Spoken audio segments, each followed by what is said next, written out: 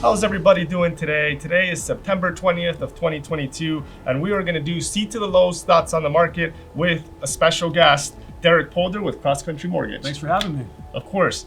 So Derrick, right now, a lot of people are talking about the market and they're scared that the market is going to go down. I'm hearing things like, hey, I'm going to wait to buy in a year. Is the market crashing? What's happening? Well, first I'll say no one can truly time a market, and history has proven that. So I'm just gonna give you my 2 cents based on data that I have to look at, because I'm dealing with clients every day asking questions when they're doing their mortgage application. And so I always try to give the best information that I can based on the data that I find. And so my 2 cents, Carlos, is we are gonna see a crash, but we're not gonna see a crash in home values. We're gonna see a crash in appreciation. You have to think about our market. I'm talking specifically to Southern Arizona. I live in Tucson. The market has grown double-digit numbers for almost 3 years in a row, which is not normal. Real estate's supposed to grow at 2 or 3%. And so when you have that large run-up of 20% growth, even the last trailing 12 months, we're at almost 12% growth. We're going to erase that. I think, again, we're going to go from 20. I think we're going to get back to historical 3 to 5% run. So we're going to have a huge crash on the projection or the trajectory of home values. That will mean that there will be a few months where it feels like the sky is falling, because you're going to see the brakes, which is currently happening, right? The brakes are going on home appreciation. You're going to have a little bit of pullback because everyone's getting acclimated to, I can't ask for the moon and the stars anymore. And so that you're going to feel that pullback, and then that will establish a new baseline. And I think that once we test that baseline, we'll stay there for the years to come at that 2 to 3% appreciation. Okay, and so to play the devil's advocate here for the people that maybe disagree with us, although I do agree with you on what you're saying, how would you explain the prices, the prices going down in the last couple of months? Like we said, you have to look at what was going on before that, right? So let's say that I love this shirt and I bought this shirt half off. It's normally $100 and I get it for $50, and then I want to go back to the store a month later, and the shirt's now $75. Oh my gosh, the price has run up. It's all relative to the fact that I got it for 50% off. It was on sale. So you have to look at these drastic changes in the market are relative to the market that we were in. We were in a pandemic with interest rates that were the lowest levels that we had ever seen. So when you hear, my gosh, these payments have shot up, your payments shot up because the payments previously were a super sale. It was a super discount, right? And then we talk about price run-ups, right? Oh my gosh, prices have went up so much. The median sales price, let's just show you right here. In Southern Arizona for Tucson, for single family home, the median sales price came in at $375,000. Still a 12% increase, a double-digit increase from the rolling 12 months.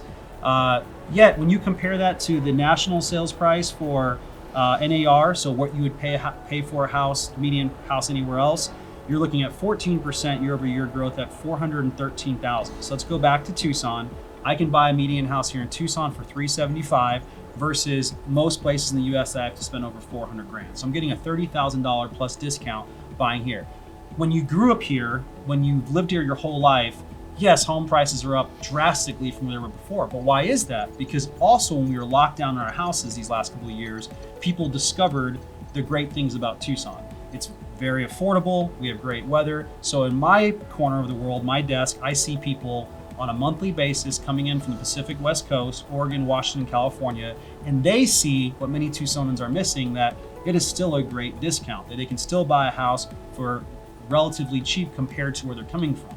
Right. So what you're saying is, since the national average is 400, 375 is still lower here in Tucson. Not to mention the changes in population, right? With people moving here because now they can work from home and not have to have a super high, expensive lifestyle to live here and still make the money they're making, let's say in Chicago, New York, or LA. Well, yeah, and then taxes play. A great example is our tax base here, or the tax policy here in Arizona versus California. That's advantageous. And I hear this from customers that we're talking to on a monthly basis. So going back to your initial question of the price drop, you're going to see that and you're going to feel it because it's all relative to what was happening before that. You're going on listing appointments and it's like, hey, the price is here and this person got X amount over list, so let's set the price here. And the market was giving that. Now it's being taken back. Now it's stabilizing. There's always, as you know, there's two sides of the coin.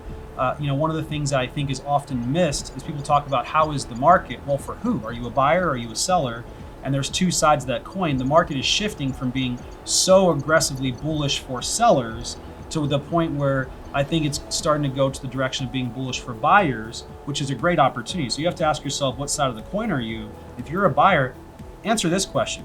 Do you want to buy 2-3 months ago where you had to write 12 offers to get an offer accepted? You had to waive your appraisal, you had to pay $20,000 above the list price, and you had to offer to close quickly, offer non-refundable earnest money, as is, no inspections, no repairs.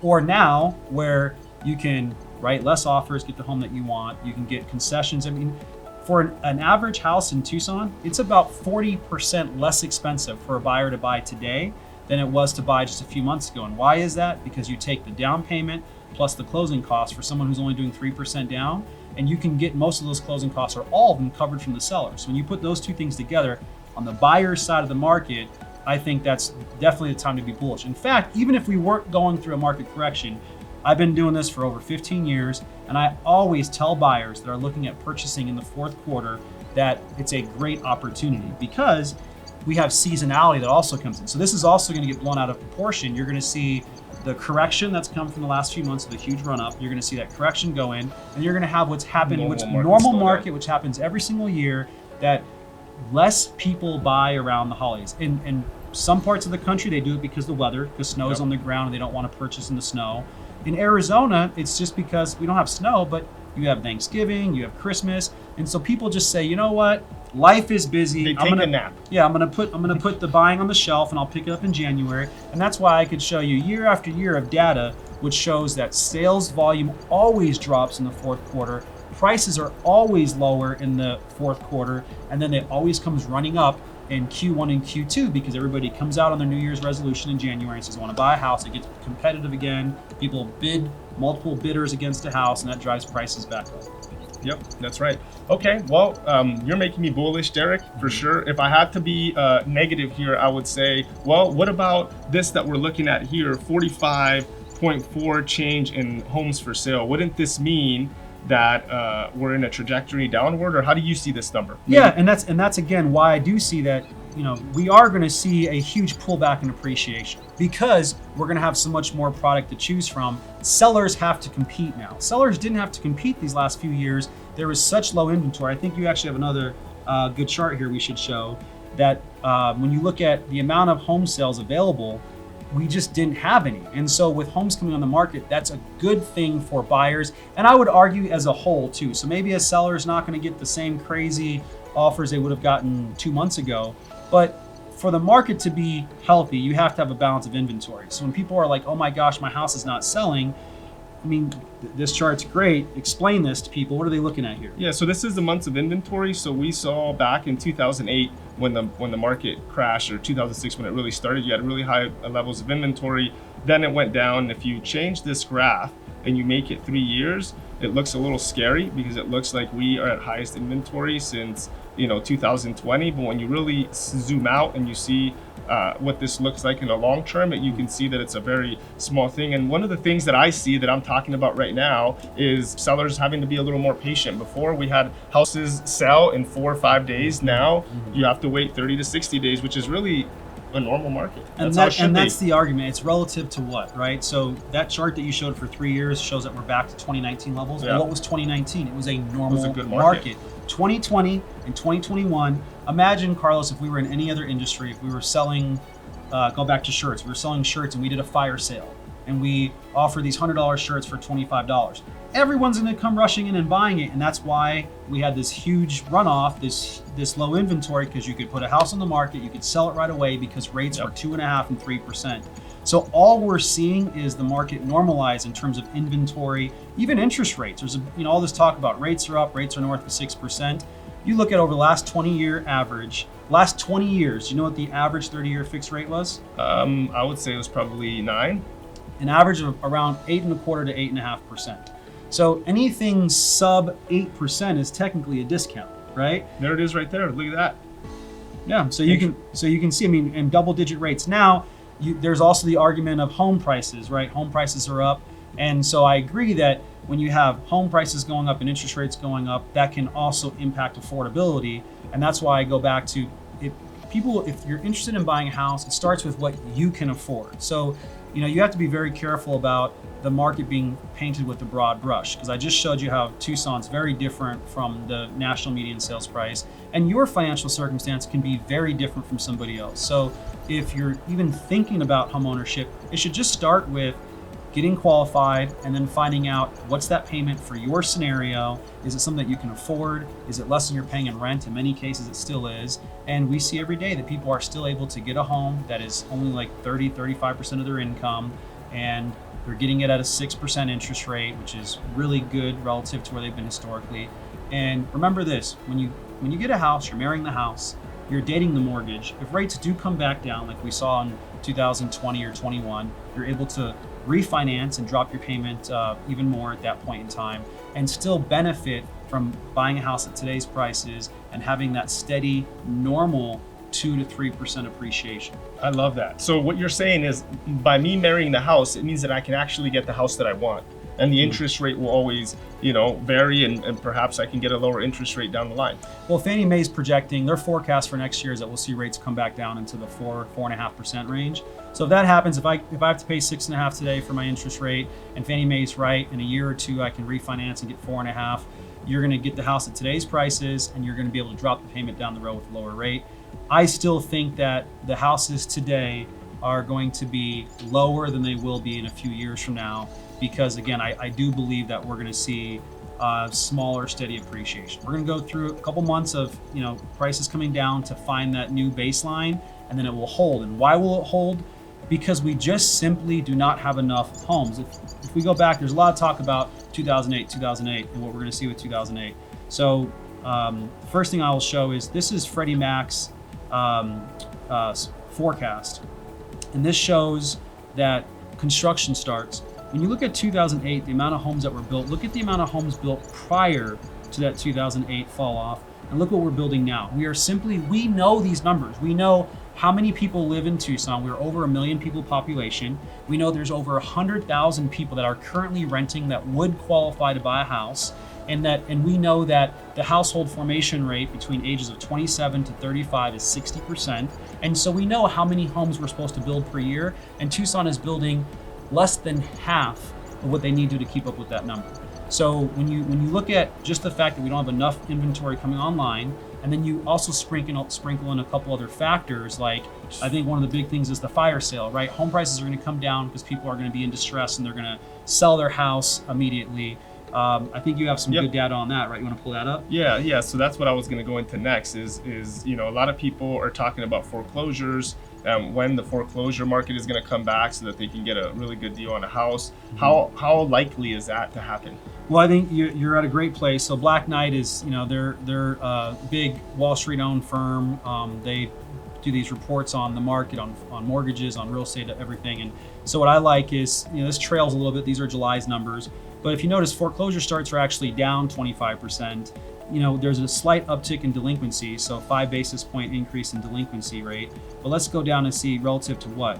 What this is showing is when you look at the baseline of the early 2000s of the default or delinquency rate, we were at 4.5%. We're at 2.89, and if you look at what's happened with delinquency this year, things have drastically come down. And there's a couple factors.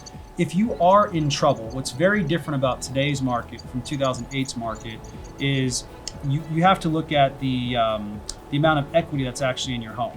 Yeah, why would you let your house go if you got a bunch of equity, right? Yeah, so you look at this article right here, this is New York Times. Almost 45% of homes in America are considered equity rich, which means that they have 50% or greater equity in their house. So if somebody was even going through a tough time, they lost a job, they could still afford to fire sell the house, which means maybe they offer it 5 or 10% off. But there's no need, unless they just put their head in the sand, there's no need or no reason to go to foreclosure. They can call you up, say, Carlos, I need to sell my house fast. You're going to give them that price that's going to move, and they're going to be able to sell that house because they have the equity. The second thing is, that's people that have 50% or greater equity. But look at nearly 40% of homes in America are mortgage free. They have no pressure of a mortgage. They have no pressure of interest rates on them. They're just hanging out in their house. So we don't have the same environment. I think you actually have a chart that you can show from 2008, the homes on the market then. It's not the same environment that we saw in 2008. Yeah, and not to mention the fact that all these are fixed interest rate loans, right? And so these payments are going to stay like this for, for 30 years, right? Well, yeah, in 2008, not only did we have a lot of home sales, but we had a lot of people that qualified for risky mortgages where the rates were changing every 6 months. They were higher interest rates to start. And so a lot of people had payment shock just a few months into owning the house. And then they didn't have equity because the market cooled off. So that caused this perfect storm. But yeah, what are you showing Check here? it out. So right here, this is a national Average of inventory? Yeah, average of inventory, exactly. So in 2008, we were in the 4,000 number, that's probably, I'm guessing it's not 4,000. I'm guessing probably it's in the millions. thousands. So Yeah. 4 million, exactly. And so right now, yes, we went from below a million to above a million, but we're not even past 1.5. So we're down 50% of the total homes available for sale than we saw in 2008. So I go back to that stat when people are like, oh my gosh, there's 45% more inventory in the market. Good. We need that inventory. Buyers need choices. Sellers need the reality check. A balanced inventory is kind of a give and take, a fair price, fair offer, and it's not normal to sell a house in 3 days, right? What's considered a balanced market? I mean, it should be 60 days. 60 days for your house to sit on the market, which we've been spoiled with, 6 days, 5 days. So 2 to 3 months is your traditional normal. And we're not even there cycle. yet. Right now, we're still at 30 days, 30 to 45 days for your house to sit on the market if you're priced right. So I think all this goes back to what we said in the beginning. It's all relative to the fact that we are coming out of a fire sale. And so as things are normalizing, people are playing with data and they're saying prices are up this much, rates are up this much. Well, yeah, rates have doubled from an all-time low. We've only seen rates sub 3% in a global pandemic when the whole world was shut down. And we saw in a global recession that was caused by crazy monetary policy, bad mortgages, which don't exist anymore. Yep. And so those were the 2 times that rates came super low, and now rates are up double or triple, but again, from a fire sale environment. That makes great sense. Well, if you guys have any questions at all about any of this stuff, me and Derrick both love to talk about the market. Thank you for joining us today, and we'll see you next time. Thanks, Carlos. Yep.